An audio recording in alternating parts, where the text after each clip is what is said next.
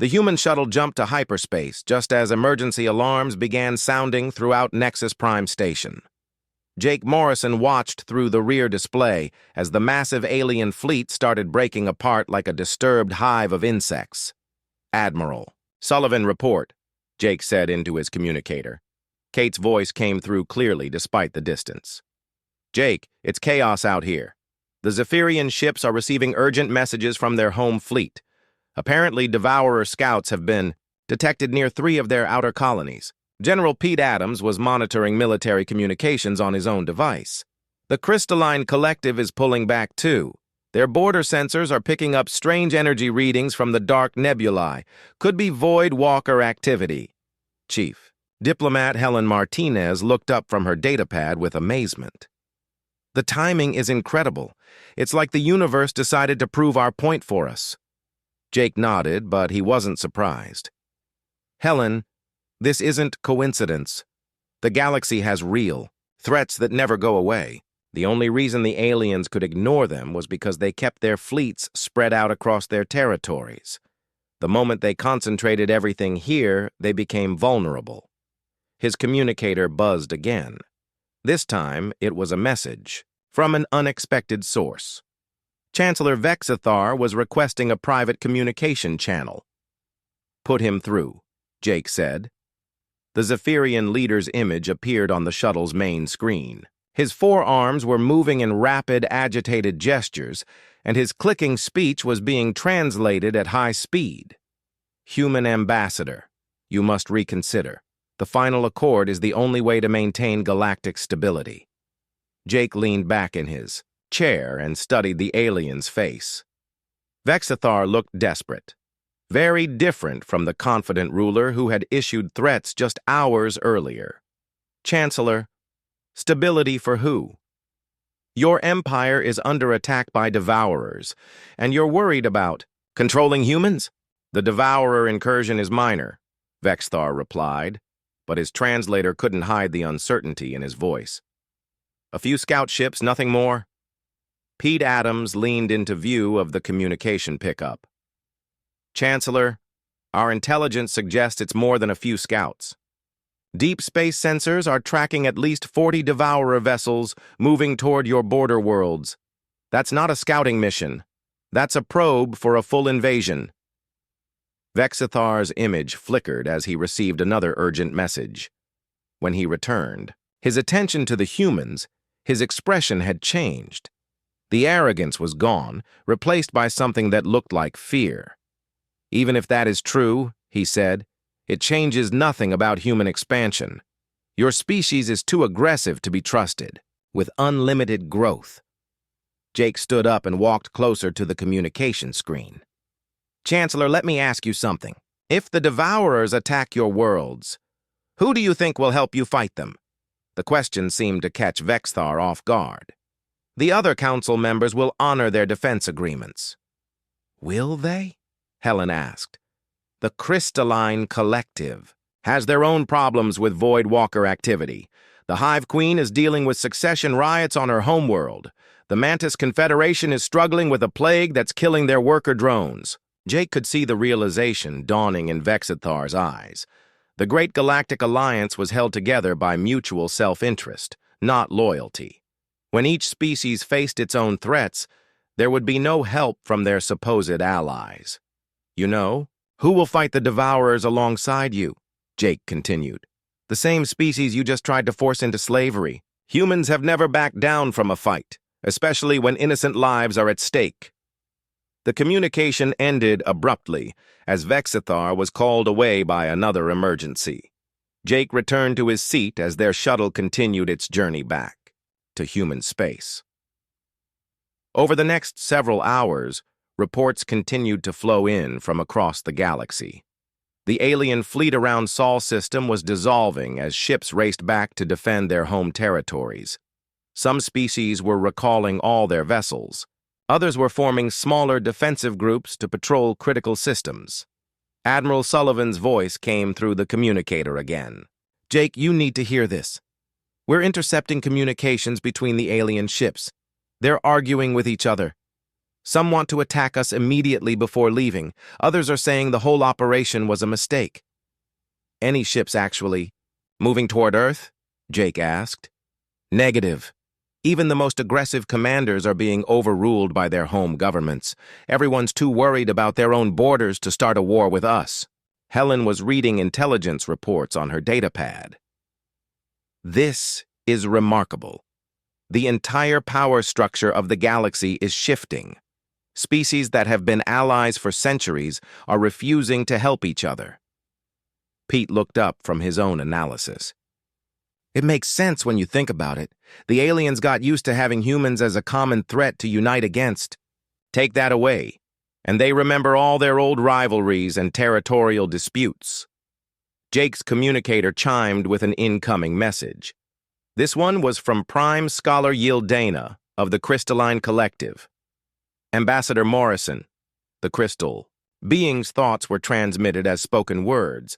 The collective wishes to discuss separate agreements with humanity. What kind of agreements? Jake asked. Trade partnerships? Technology exchange? Perhaps mutual defense arrangements in case of external threats? Jake smiled.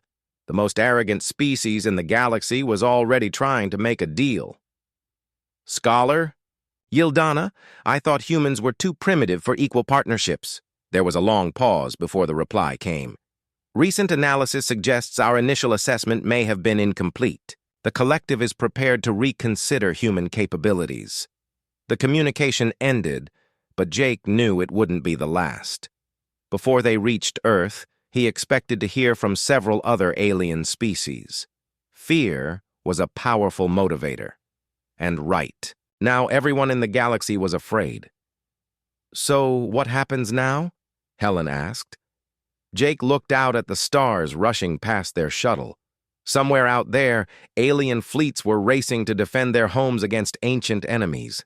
Ancient enemies that had never stopped being threats, but had been ignored while the galaxy's attention focused on the newcomers from Earth. Now we go home, Jake said. We build our ships, expand to new worlds, and prepare for whatever comes next. And the aliens? Pete asked. They'll be back, Jake replied. But next time, they'll come as partners, not masters. They've learned something important today. What's that? Jake smiled as he watched the stars. That humans don't negotiate from a position of weakness. We make our own strength, and we decide our own future. Hours later, when their shuttle dropped out of hyperspace near Earth, Jake could see the blue and white planet that had given birth to humanity. It looked peaceful and beautiful, completely unaware of how close it had come to war. Admiral Sullivan was waiting for them at the orbital station. As they docked, she came aboard their shuttle with a broad smile on her face. Jake, I have news. In the past 12 hours, we've received communication requests from 8 different alien species. They all want to discuss new treaties and trade agreements. Equal partnerships? Jake asked. That's what they're calling them, Kate replied. Amazing how quickly their language changed once they needed our help. Jake nodded. It was exactly what he had expected. The galaxy was a dangerous place, full of threats that never went away. The aliens had spent so much time worrying about human expansion that they had forgotten about the real enemies lurking in the dark spaces between stars. Now they remembered. And now they understood that humanity wasn't their enemy. Humans were. Their best hope for survival against the things that wanted to devour all intelligent life. As their shuttle approached Earth, Jake thought about his daughter Sarah.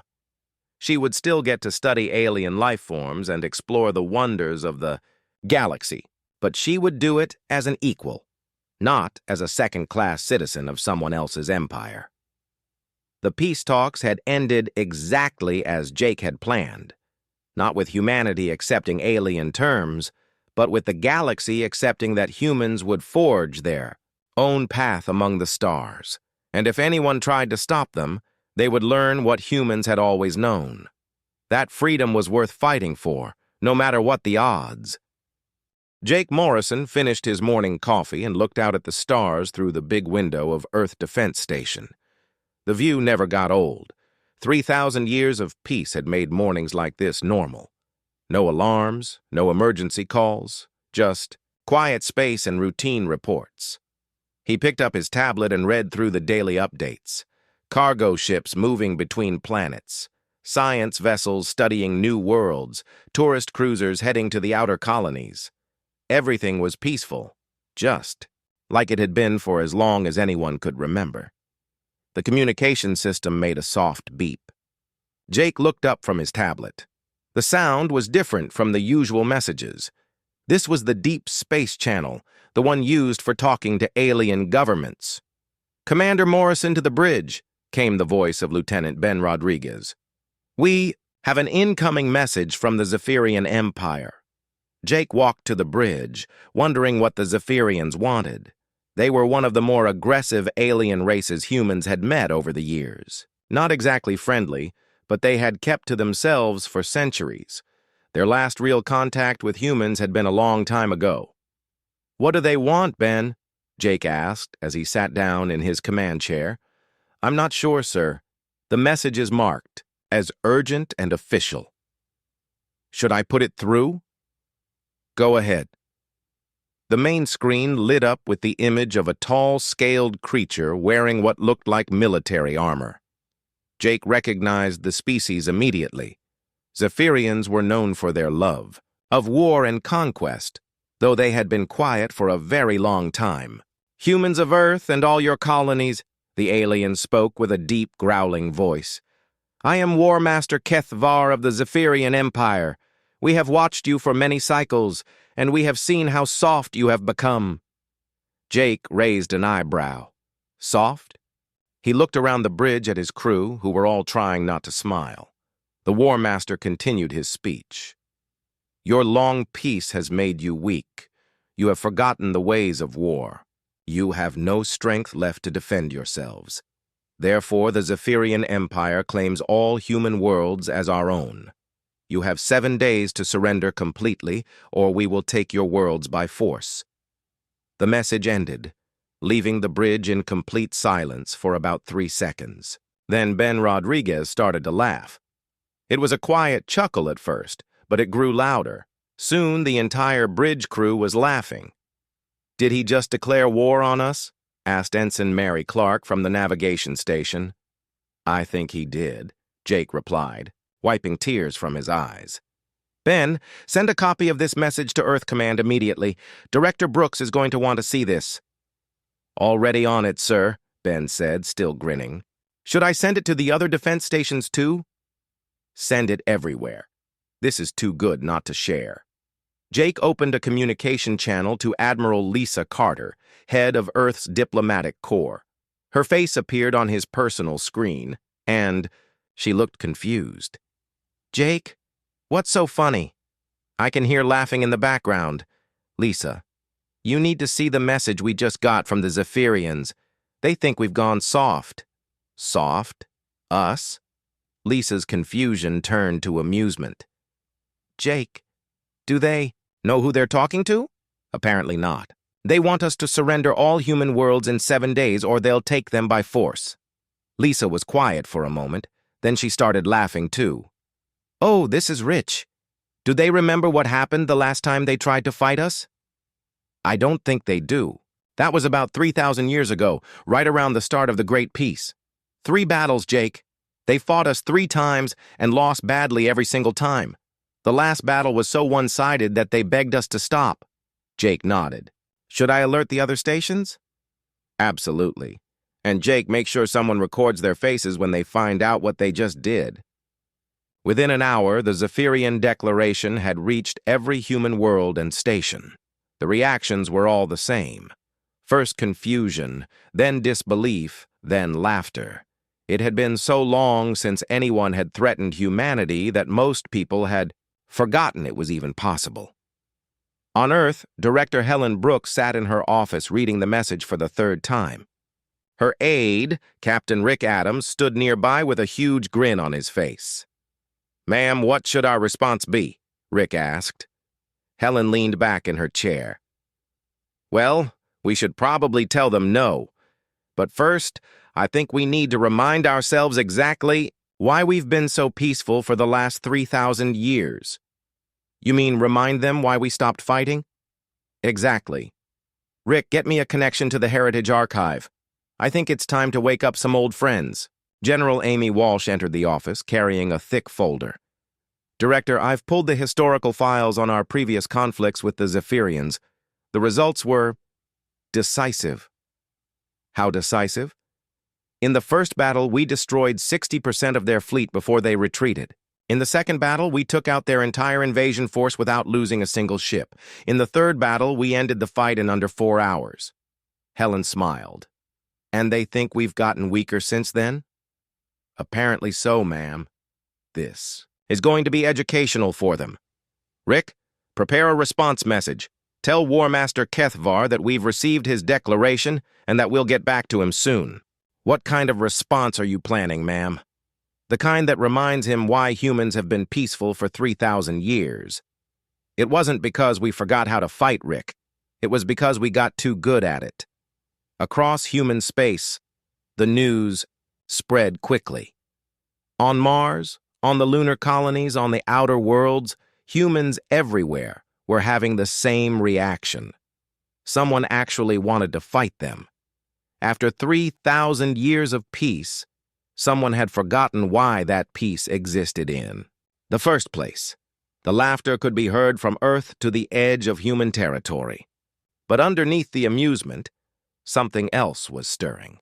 Something that had been sleeping for a very long time was beginning to wake up. War Master Kethvar had made a mistake. A big one. He was about to learn why humans had chosen peace and why that choice made them the most dangerous species in the galaxy.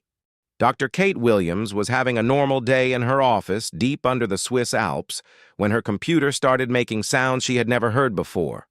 Red lights flashed across her screen, and a message appeared that made her heart race. Priority. Alpha activation. Human military heritage. Archive. Immediate access. Required Kate stared at the message. She was the chief curator of the archive, but in her 20 years on the job, she had only dealt with historians and students wanting to learn about the old days. No one had ever requested priority access to the actual military equipment. She pressed her hand to the scanner and spoke clearly. Computer, this is Dr. Kate Williams. Confirm priority alpha activation. Confirmed. Director Helen Brooks has authorized full archive awakening. All systems are now coming online. Kate watched in amazement as lights began turning on throughout the massive underground complex. She had never seen the entire facility lit up before. Kilometer after kilometer of storage areas came to life, showing equipment that had been sleeping for 3,000 years. She walked through the corridors as machines hummed to life around her. Weapons that could destroy entire fleets. Armor that could stop any known projectile. Vehicles that could cross any terrain on any world. Everything was exactly as it had been left, maintained perfectly by automated systems that never stopped working. Her communication device buzzed. Dr. Williams, this is Director Brooks. I assume you've received the activation order. Yes, ma'am. I have to admit, I never thought I'd see this day. Neither did I, Kate. We have a situation. Someone has declared war on humanity. Kate stopped walking. War, ma'am? Who would be that stupid? The Zephyrian Empire. They think we've gone soft during our long peace. Kate laughed despite herself. Director, have they seen what's down here? That's exactly why I'm calling. I need you to prepare a demonstration. Something that will remind our Zephyrian friends what human military technology looks like. How much should I show them? Everything, Kate. It's time the galaxy remembered why we chose peace. On the moon, Colonel Mike Parker was dealing with his own wake-up call. The lunar military base had been a quiet posting for centuries. Most of his staff were there to maintain historical equipment and give tours to school groups. The last thing anyone expected was actual military activation orders. Listen up, everyone, Mike announced to his small crew. I know this sounds crazy, but we just received real activation orders, the first ones in 3,000 years. Sergeant Nancy Foster looked confused. Sir, someone wants to fight us? Actually fight humanity? The Zephyrians, apparently. Lieutenant Chris Baldwin, start running checks on all the defense systems. Nancy, wake up the automated factories. Sir, the factories have been in sleep mode for millennia. Are you sure they'll even work? Nancy, our ancestors built those systems to last. They knew that someday someone might be stupid enough to make us use them again. Chris Baldwin was already at his station, running diagnostics. Sir, this is incredible. Everything is responding perfectly. The defense grid, the weapon, systems, even the old production lines. It's like they were just shut down yesterday. Mike nodded. Our people were very good at building things to last. How long until everything is fully operational? At this rate, sir, maybe 6 hours for basic systems, 12 for full combat readiness. Make it happen. Back on Earth, historian Dr. Sam Peterson was being rushed to an emergency meeting at Earth Command. As humanity's top expert on pre-peace military history, his knowledge was suddenly very important. Dr. Peterson, thank you for coming so quickly, Director Brooks said as he entered the briefing room. I need you to help me explain something to our alien friends. What do you need to know, ma'am? How many wars did humanity fight before the Great Peace? Sam checked his notes. In the 1,000 years before peace, we fought 47 major interplanetary wars. That doesn't count smaller conflicts, civil wars, or border disputes. Before that, human military history goes back over 5,000 years of almost constant fighting. Captain Rick Adams whistled. And someone wants to restart all that? It gets better, Sam continued. The Zephyrians fought us 3 times during the pre-peace era. They lost every single battle. The last time they begged us to stop before we destroyed their entire civilization. General Amy Walsh leaned forward. What was our military strength? At the end of the last war? We had the largest fleet in known space. Our technology was centuries ahead of everyone else. Our soldiers were trained from childhood. Our weapons could crack planets.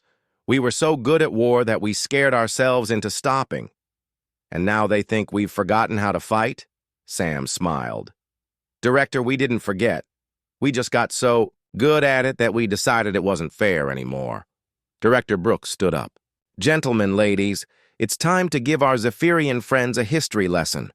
Dr. Peterson, I want you to prepare a complete file on human military capabilities, everything from the last 3,000 years of development. Ma'am, that's a lot of information. Are you sure you want to show them everything? Sam, they declared war on us. They asked for this. On Mars, Chief Engineer Tony Rivera was watching the Olympus Mons shipyard come back to life. The massive facility had been built into the mountain itself, and when fully operational, it could build ships faster than most species could count them. Maria, are you seeing this? He called to his assistant, Engineer Maria Santos. The production systems are actually working. Tony, look at these specifications. The ships we can build now are 10 times more powerful than anything we had 3,000 years ago. We never stopped improving the designs. How many ships can we build per day? Maria checked the computer readouts. At full production, we can build 100 dreadnoughts every 24 hours, or 1,000 smaller vessels. Tony, we could build an entire fleet in a week. And that's just one shipyard. How many others are there? 47 major shipyards across human space, plus hundreds of smaller facilities. Tony shook his head, in wonder. The Zephyrians have no idea what they just woke up. Meanwhile, Admiral Dan Cooper was overseeing the awakening of the reserve fleet on Europa. The ice-covered moon had been hollowed out to store thousands of ships in perfect preservation. Commander Taylor, what's our status? He asked his aide. Sir, all ships are responding to activation. The automated systems have been maintaining them perfectly. We have 3,000 major vessels ready for immediate deployment, plus 15,000 support craft. And this is just the reserve fleet? Yes, sir. This doesn't count active duty ships or the ones being built right now in the shipyards. Dan looked out at the rows of ships emerging from their storage bays. Each one was more advanced than anything the Zephyrians had ever built. Lisa, remind me again why we kept all this hardware during peacetime? The official reason was to remember the cost of war, sir. But I think our ancestors knew better. I think they knew that peace only works when potential enemies remember why. They shouldn't start fights. Smart people, our ancestors. Yes, sir, very smart. Across human space, facilities that had been quiet for 3,000 years were coming back to life. The greatest military machine in galactic history was waking up, and it was hungry. War Master Kethvar stood on the bridge of his flagship watching the stars ahead. His fleet of 200 ships was the pride of the Zephyrian Empire. They had conquered dozens of worlds with this force. Now they would add human worlds to their collection. Intelligence Officer Vex Star, report on human military activity, he commanded. Vextar looked nervous as he checked his instruments. War Master, we are detecting unusual energy readings throughout human space. Power levels are increasing across multiple star systems. Kethvar waved a clawed hand dismissively. Probably their civilian population fleeing in panic. Weak creatures always run when faced with superior force. Sir, the energy signatures are coming from military installations. Facilities that have been dormant for thousands of years are suddenly active. Impossible. Our intelligence reports say humans have no significant military. They have been at peace for 3,000 years. War Master, perhaps we should investigate these readings more carefully. Kethvar turned away from the instruments. No, we proceed as planned. Prepare the fleet for assault on their outer colonies. But Vextar was right to be worried. Across human space, sleeping giants were opening their eyes. On the asteroid mining station of Ceres, manager Paul Wright was getting the surprise of his life. His small facility had been mining rocks for decades, supplying raw materials for peaceful construction projects. Now his computers were telling him something impossible. Computer, confirm these readings. The asteroid belt defense grid is activating. Confirmed. Defense stations throughout the belt are coming online for the first time in 3,000 years. Paul looked out his window at what he had always thought were old mining platforms. As he watched, massive weapons emerged from hidden compartments. Gun barrels the size of buildings extended into space. Energy collectors that could power entire cities began glowing with deadly light. Oh my God, he whispered. We've been living next to a fortress all this time. His communication system activated. Manager Wright, this is Admiral Karen Stone of Belt Defense Command. Please evacuate all civilian personnel from the outer asteroids immediately. Admiral, I didn't know we had a Belt Defense Command. We didn't. Until about 6 hours ago. Sir, you and your people need to move to the inner belt. We're about to turn your neighborhood into the most dangerous place in the galaxy. Similar scenes were playing out everywhere humans lived. On the farming world of New Iowa, peaceful settlers watched in amazement as hidden silos opened in their fields. Massive missiles rose from underground storage, their warheads capable of destroying entire fleets. Farmer Joe Campbell called his neighbor, rancher Bill Murphy. Bill, did you know we had military rockets under our cornfields? Found out this morning, Joe. Turns out my cattle have been grazing over a planetary defense installation. The military folks are real polite about it, though. They said the cows can stay. On the research station orbiting Jupiter, Dr. Linda Brooks was studying gas samples when alarms started going off. Through her lab window, she could see Europa in the distance. The ice moon was glowing with activity. Computer, what's happening on Europa? The human reserve fleet is being activated. 12,000 vessels are currently emerging from storage facilities. Linda dropped her sample container. 12,000 ships. On Europa? Affirmative. The moon has been hollowed out for ship storage since the end of the last Galactic War. But Europa is a nature preserve. We go there for ice fishing. The ice fishing areas are on the surface. The ship storage is inside the moon. Linda thought about all the times she had visited Europa for vacation. She had been vacationing on top of the largest naval base in human history. Meanwhile, in the outer colonies, defense systems that had been disguised as civilian infrastructure were revealing their true purpose. The beautiful light sculptures on New Paris were actually targeting arrays for planetary defense cannons. The decorative solar panels on New Tokyo were power collectors for weapons that could cut through battle. Cruisers like paper. Captain Steve Johnson commanded the merchant vessel Happy Trader, carrying supplies between the outer worlds. His ship was slow, peaceful, and completely defenseless.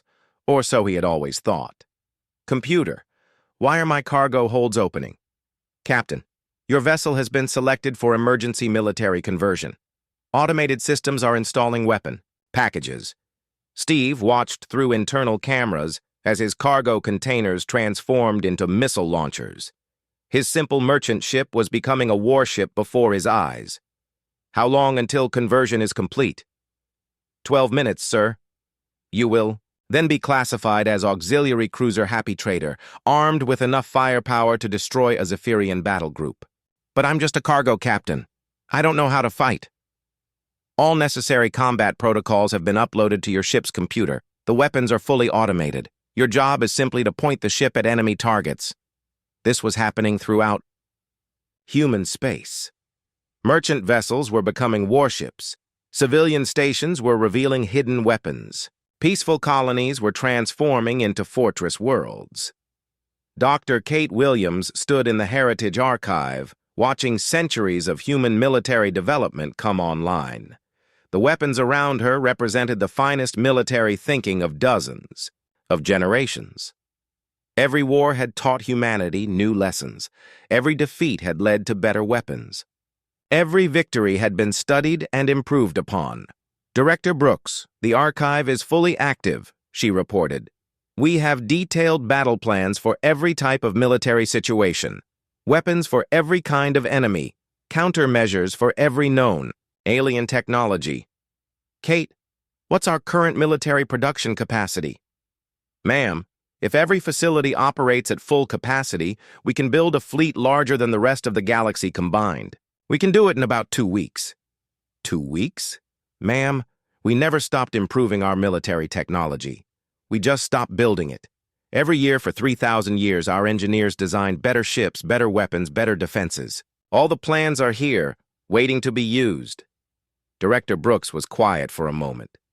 Kate, what would happen if we actually went to war? Based on current projections, ma'am, we could conquer the known galaxy in about 6 months. The only thing that could stop us would be ourselves. And that's why we chose peace. Yes, ma'am, we didn't stop fighting because we were weak. We stopped because we were too strong. On Europa, Admiral Dan Cooper was watching his ships emerge from their hidden bases. Each vessel was a masterpiece of military engineering. The smallest fighter carried more firepower than most alien battleships. The largest dreadnoughts could destroy entire worlds. Commander Taylor, signal the fleet. Full battle readiness in 6 hours.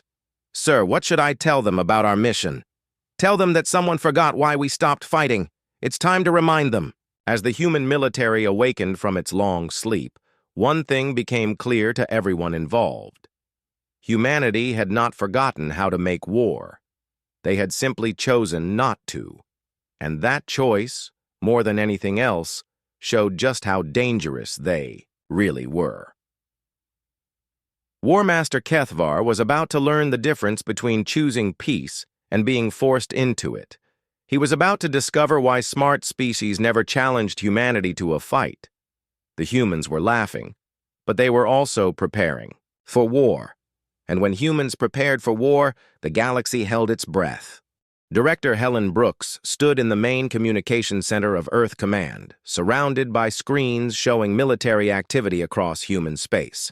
Every display showed the same thing: 3,000 years of sleeping military might coming back to life. Captain Adams, are we ready to send our response to War Master Kethvar? Yes, ma'am. All broadcast systems are online. We'll reach every ship in his fleet, plus every major civilization in the galaxy. Helen nodded. Good. It's time our Zephyrian friends learned who they're dealing with. Begin transmission. The cameras activated, and Helen appeared on screens throughout known space. Behind her, massive displays showed images from human history, great fleets in battle, weapons that could shatter moons, ground forces that had never lost a war. War Master Kethvar and the Zephyrian Empire, she began, her voice calm and conversational. We received your declaration of war. Frankly, we're surprised. It seems you may have forgotten exactly who you're declaring war against. On the Zephyrian flagship, Kethvar watched the broadcast with growing irritation. Typical human arrogance. They think words can frighten us. But his intelligence officer Vextar was looking at his instruments with increasing alarm. War Master, the energy readings from human space are off our scales. Something very large is happening. The broadcast continued. Helen's image was replaced by historical footage. Massive human fleets moving through space like deadly storms, weapons firing with the power of stars, entire alien armadas being destroyed in minutes. You see, we didn't achieve peace through weakness or surrender, Helen explained. We achieved peace because we became very, very good at war. So good, in fact, that we scared ourselves into stopping. The footage showed the last war between humans and Zephyrians 3,000 years ago. Zephyrian ships exploded like fireworks as human weapons tore through them. The battle that had lasted days in Zephyrian records was shown from the human perspective. 4 hours of one-sided destruction. War Master, Vexatar said urgently. Our historical records confirm these images. This is what actually happened during our last conflicts with humanity. Kethvar's confidence was beginning to crack. These are old battles. Humans have been peaceful for millennia. The broadcast shifted to current footage. Admiral Dan Cooper appeared on screen from Europa, standing in front of the largest military fleet ever assembled. War Master Kethvar, this is Admiral Cooper of the Human Reserve Fleet. You may remember my predecessor, Admiral Rebecca Hayes, who destroyed your invasion fleet at the Battle of Proxima 3,000 years ago. I thought you might like to know that we've improved our technology since then. The camera panned across the massive hangar bays of Europa. Ship after ship emerged from hidden storage areas. Each vessel was sleek, deadly, and larger than anything in the Zephyrian fleet. Weapons that seemed to bend space around them powered, up with energy readings that made Zephyrian sensors scream warnings. Impossible, Kethvar whispered. How many ships do they have? On his bridge, Vexatar was frantically calculating. War Master, our scouts are reporting similar fleets at dozens of locations. Conservative estimate, they have 50,000 major warships plus hundreds of thousands of support vessels. That's more ships than the rest of the galaxy combined. Yes, sir. And these are just the ones we can see. Their stealth technology is far beyond ours. The broadcast continued with Dr. Kate Williams appearing from the Heritage Archive. Behind her, weapons that most species couldn't even understand filled massive storage areas. War Master, in our archives, we have detailed records of every conflict humanity has ever fought. We've analyzed every mistake, perfected every strategy, and improved every weapon. We've had 3,000 years to become the perfect war machine.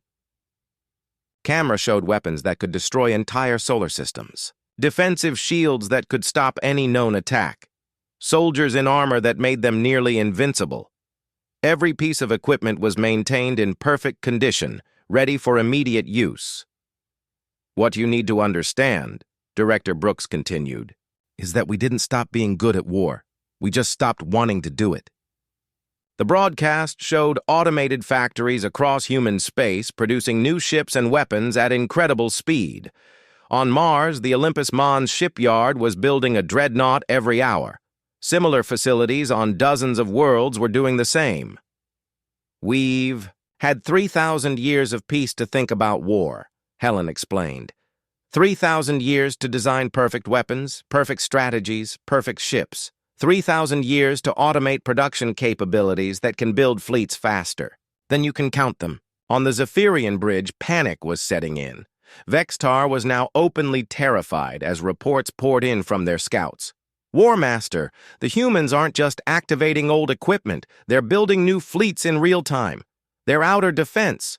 Platforms are using weapons we can't even identify. Jake Morrison appeared on the broadcast from Earth Defense Station. Around him, defense platforms the size of small moons were powering up weapons that made space itself glow with energy.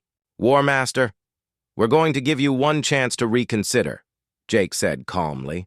Not because we're afraid of you, but because we remember what war costs. We've seen what we're capable of, and we choose not to be that anymore unless we absolutely have to be. The camera showed the defense grid around Earth, hundreds of massive platforms, each one bristling with weapons that could destroy entire fleets. Energy readings from the platforms were higher than the total power output of the Zephyrian homeworld. You have 24 hours to withdraw your fleet and reconsider your declaration, Director Brooks announced. After that, we'll assume you really want to see what 3,000 years of peaceful military development looks like in practice. Throughout the galaxy, other alien civilizations watched the broadcast in stunned silence. The Altarian Council immediately began drafting messages of support for humanity. The Rigel Federation started planning tribute payments. The Vegan Empire quietly moved their fleets as far from human space as possible. The broadcast ended with a simple message that appeared on every screen. Humanity. 3,000 years of peace. Don't make us remember why we needed it. In the silence that followed, War Master Kethvar stared at his tactical displays. Human defense platforms surrounded, his fleet like predators circling prey. Each platform carried enough firepower to destroy his entire invasion force.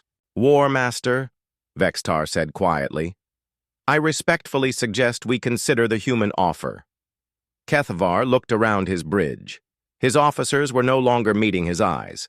His weapons officer was sweating despite the cool bridge temperature. His navigation officer was already plotting retreat courses. How long would it take to withdraw to safe distance? He asked quietly. At maximum speed, sir, about 23 hours. Kethvar stared at the human defense platforms growing larger on his screens. Weapons were tracking his fleet with casual precision. He could see the power building in energy collectors that could vaporize his flagship in seconds. Signal the fleet, he said finally. Begin withdrawal procedures. Yes, sir. Should I send a message to the humans? Tell them we are reconsidering our position. As the Zephyrian fleet began its retreat, the human military watched with satisfaction. They had made their point without firing a single shot. 3,000 years of peace had ended a war before it began. Director Brooks turned to her staff. Well, that was educational. Remind me to thank whoever decided to maintain all this equipment for 3,000 years. Ma'am, Captain Adams asked, should we power down the military systems? Helen considered for a moment. Let's keep them running for a few weeks. Word of this is going to spread, and we might want to remind the galaxy that some things are better left sleeping. The greatest military machine in galactic history had flexed its muscles and found them still strong. Peace was restored, not through weakness, but through a demonstration of overwhelming strength held in check by wisdom.